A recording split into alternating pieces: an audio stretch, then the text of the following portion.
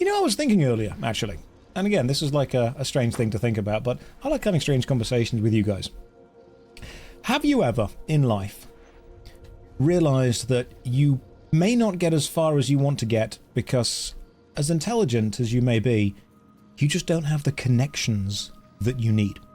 And the reason that I'm bringing this up is I always wanted to be an actor, but I just didn't have the connections that you need to be an actor. You know, if you were born in Hollywood, if you were born to Hollywood royalty, if you were born into a multi-millionaire, multi-billionaire family, fantastic, nepotism all the way, you'd have succeeded. But even though I was definitely born into a level of privilege, you know, mainly because I was born, you know, in England, which is a pretty affluent country, my mum and dad never really had any contacts within that industry. They didn't really know anyone. So when I wanted to kind of get into gaming or get into acting, I didn't really have anyone that I could go and chat to and be like, yo, help me out. Give me that boost kind of thing. And now, of course, I'm trying really hard to, you know, push through this career and continue and make this work. But I sometimes do look around and think, man, it would be so much easier if I was just really well connected.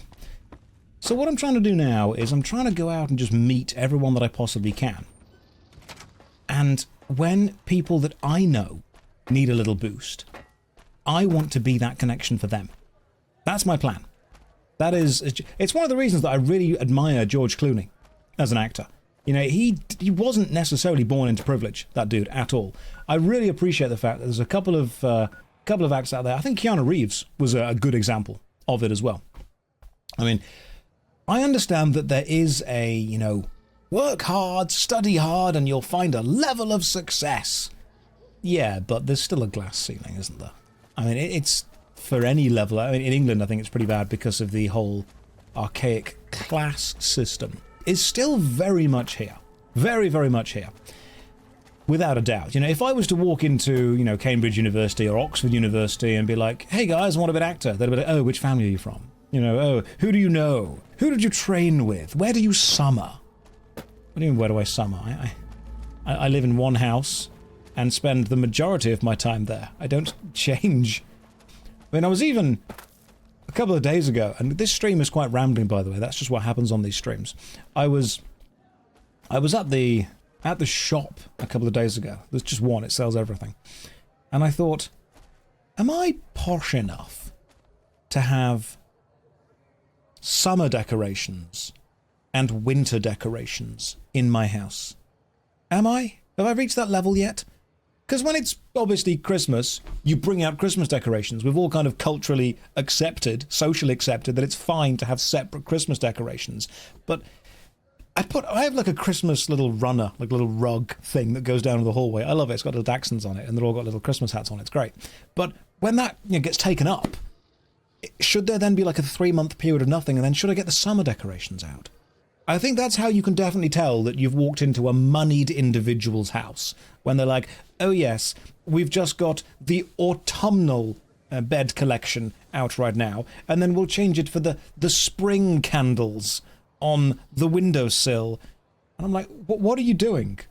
That's not how you put ornaments on a windowsill. You purchase one ornament from a random tat shop, put it on the windowsill, and then forget about it for the next 20 years. That's what you do. But what I'm discovering is I was obviously raised, I would hope, well enough to be polite to people, but definitely not within a moneyed society. And I'm meeting people and I'm hanging out who clearly were raised in very moneyed societies. And I don't think I quite get it yet, guys. I don't think I'm quite there. I mean, for example, I was at a party about a week or two ago, and I was ordering a drink at the bar, and I got to the bar and they were like, what would you like? And I'm like, should have thought about that before we got here. Right, I'll go with a gin and Coke, please. And they stared at me like I'd just kicked a cat. They were like, a gin and Coca-Cola?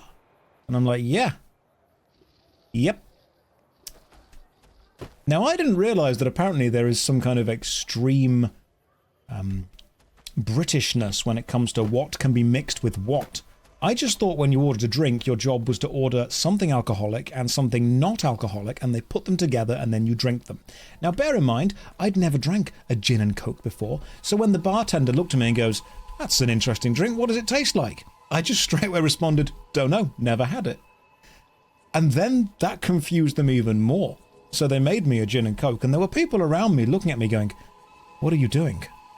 Why would you do this?" And I took it, and I'm like, I like the taste of gin, I like the taste of coke, I'm going to try it. I had a sip, and I'm like, this is all right. And I gave it to the person next to me, and they had a sip, and they were like, that's actually okay.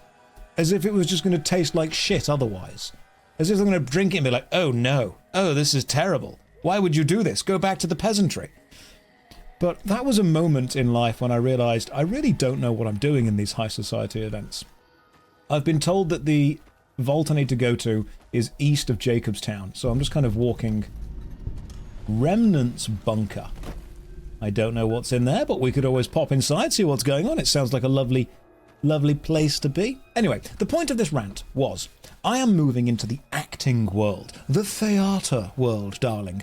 And yeah, while I can definitely talk the talk when it comes to discussing the mise-en-scène of a pre-laid stage, I know the difference between stage right and house right. That they're just... Stage right is when you're standing on the stage looking at the audience, it's to your right hand side. And house right is if you're sitting in the audience looking at the stage, it would be left. So just stage right and house left are the same thing. But what I am very much realizing is that I am moving into a level of high society that I am just not prepared for at all. Just at all. I've realised that what you do is just, I think you did well regardless. I'm going to keep ordering gin and coke, I don't care. That's the great thing. I think what's very, very stage port and house starboard. That's how you combine naval knowledge with theatre knowledge. No, it's... What I love is I've met a lot of people who have... They live in a different world to me. When someone's like, someone's actually said to me once, "Where do you summer?" And I'm like, here. No, and they're like, oh, here. And I'm like, yeah, the mortgage fell through for the place in Croatia that I was going to buy, and then the thing is, you got to turn it round on them. Be like, oh, you only summer. You don't have a different residence for every month. Poor you. Oh, poor you. What the hell is this? Where am I? In the game. Open door requires key. Activate door control panel.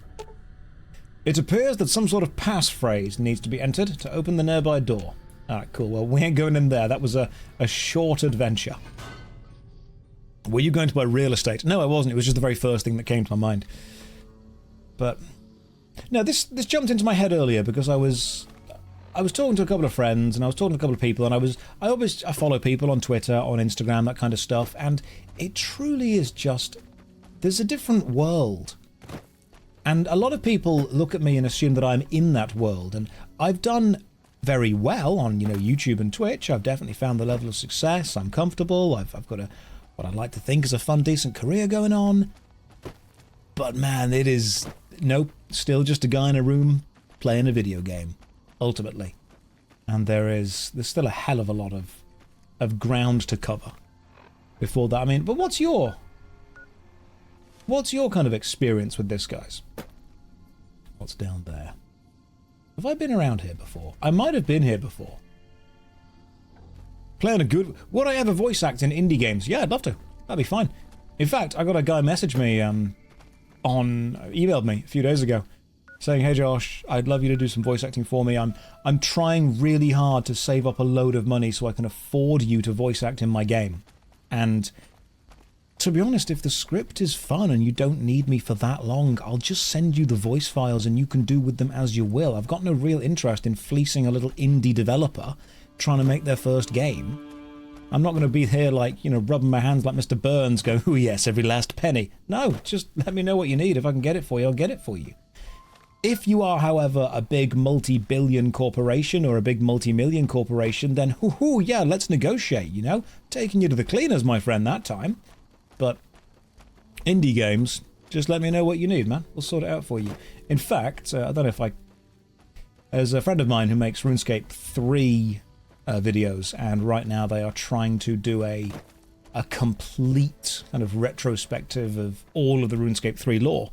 And they were like, yo, could you voice this character for me? I absolutely did. Just send me across.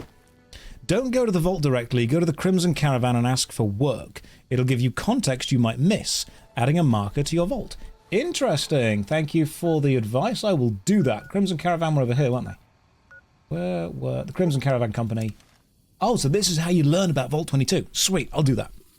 Started playing Guild Wars because of you recently and it's so much fun. It is, isn't it? Guild Wars is badass. Guild Wars is great. I'm working on a game as an indie. Can you do an English accent? No. Sorry. It's the one thing I struggle with.